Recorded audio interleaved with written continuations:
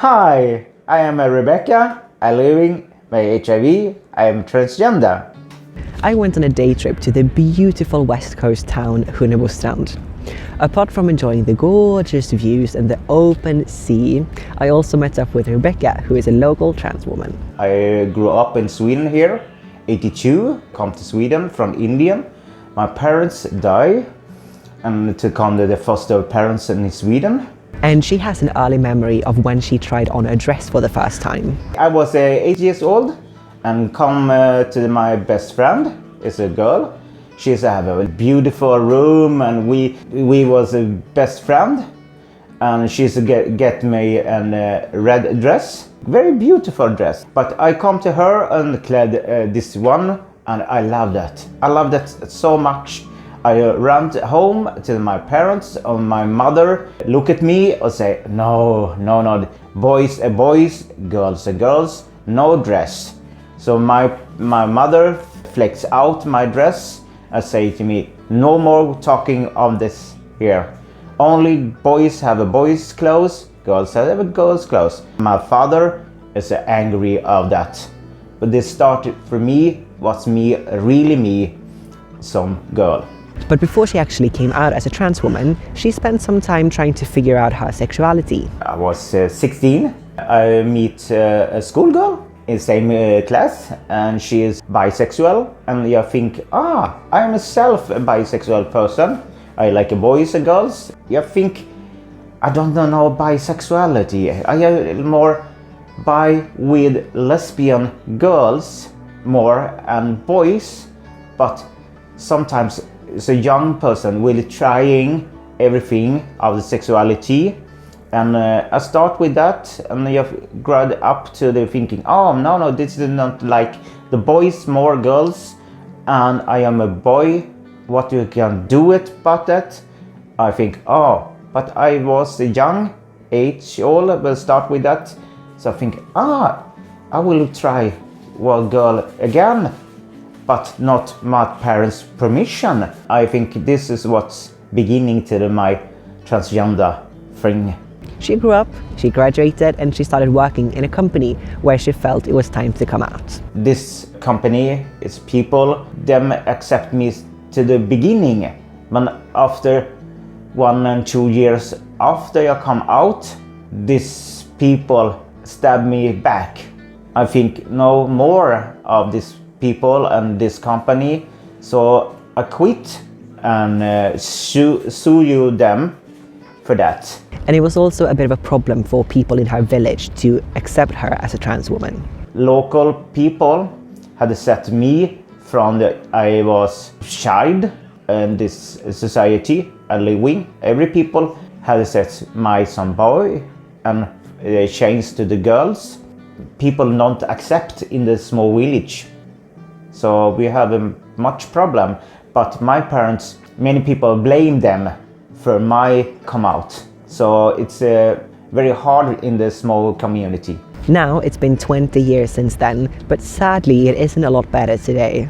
No, I'm sorry to say that it's different, yes of course, and from the 80s, but some people here don't accept them. I like history. And history in here and the small community in here in West Coast in Sweden, we have many lesbian and gay person. Long time about the history, people live together, some gay and lesbian, but people don't talk of that.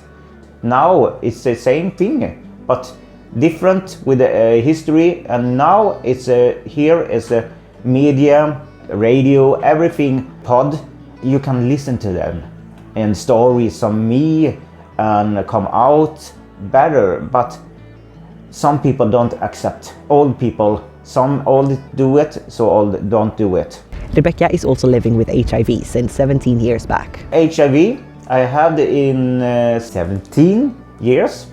Start with I have a flu and my body is shut down and I come to hospital and doctors say to me, you had a virus in your body. Which virus we don't know, and after 1.5 days, lung and heart center say to me, no, we don't can recommend you stay here. You come to another clinic, and this clinic was closed fertility. And this was a funny thing. This come 5 person with a white dress, mask in the room, and see, you have a virus here. We don't know what's virus. We take a blood sample. This 5 person look at me and say, oh my God, what did happen to them there? His skinning was white. My body was shrinking from 65 kilo to 45 kilo. I have my bones, you can see on the skin, everything. They take a blood example, and the nurse look at that and see, HIV you have. We take a new sample for see on the correctly, and after 2 you see the correctly. So she was sent home with medication. Medication from 10 years back was a very not effect. I come home after the hospital, so I had 25 tablets, eat every day in 1 year, and after they can produce new tablets you eat every day. But today it is a very better for a person with HIV. Now we have injection. So now I go to hospital 2 months injection, and you can do everything what you're doing, a normal thing some normal people doing. So this effective treatment, but this treatment is not to all people. They're only for them some can take that. So these people eat tablet, these people have another medicine for that. If you're on medication, the levels of the HIV virus in your body after a couple of months becomes undetectable. And when they're undetectable, they're also untransmittable, which means that you can't transfer the virus to anyone else. You can live normal thing. You can use normal, or you can have sex. You must protect yourself in the same thing some another person do it normal, but now you don't spread this virus no more of that. You don't eat it, you spread it, but you take the injection, so have this much better protection to that now. But yourself must self-protection from another person. Rebecka is a part of an organization for people with HIV called Positiva Gruppen, and they also have a specific group for transgender people with HIV. I have a small group in Stockholm. We have a transgender woman and transgender man, so living with HIV.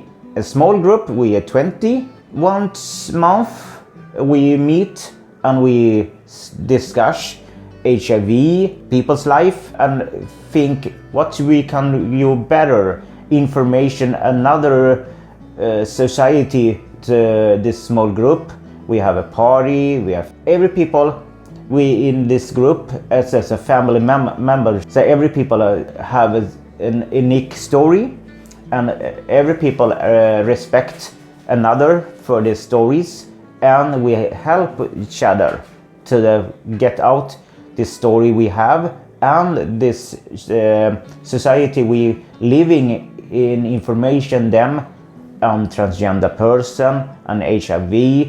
People have a general knowledge of the high number of gay guys who are living with HIV, but not so much on other groups of people that have high numbers of people with HIV. For example, transgender people. Gay community is a very complex gay community, lesbian, gay, transgender, bisexual. Every those group have HIV, but this is not so big one. But in the gay community, HIV is a big in the world, but transgender group is a very small thing.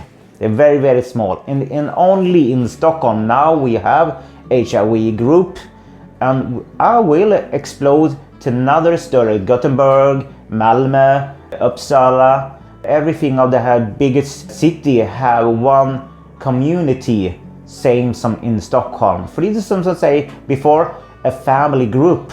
We are small, we together we can get out, tell society on this. We are living with HIV, we are proud, we have everything we need. It's important to spread knowledge about this, because a lot of people who get infected by HIV still feel a lot of shame. So many people shames from 80s, the HIV coming, people dying. Today can you living with HIV? You can do everything what you're doing. HIV don't stop you from you can dating another girl and dating another boy. But some people, this is transgender, as for me important, my HIV, this is a small group, and we will lightening this problem we have in society. More information, you more you accept these people. Transgender is not new thing, but I think transgender we accept myself, but society must accept me for me. And HIV is very, very important for me, and for society it's very important to listen to what I will tell them. What's the problem with that? We're going to end this video by listening to Rebecka's message to any transgender person living with HIV who's watching. Take contact with the HIV groups. Ask them, finns det transgender group? And you live in Sweden and Stockholm, so go in I positiva gruppen under the transgender, and you can see this group and you can contact my friends. Information is very important for you, and see you not lonely. We are a family, and we are together in this horrible sickness.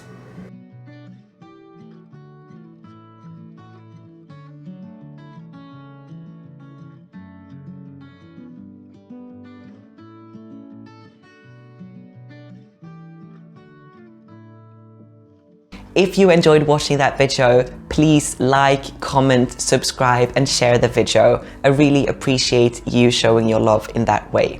If you also want to support the channel financially, that's possible via Patreon, but really no pressure. See you next time!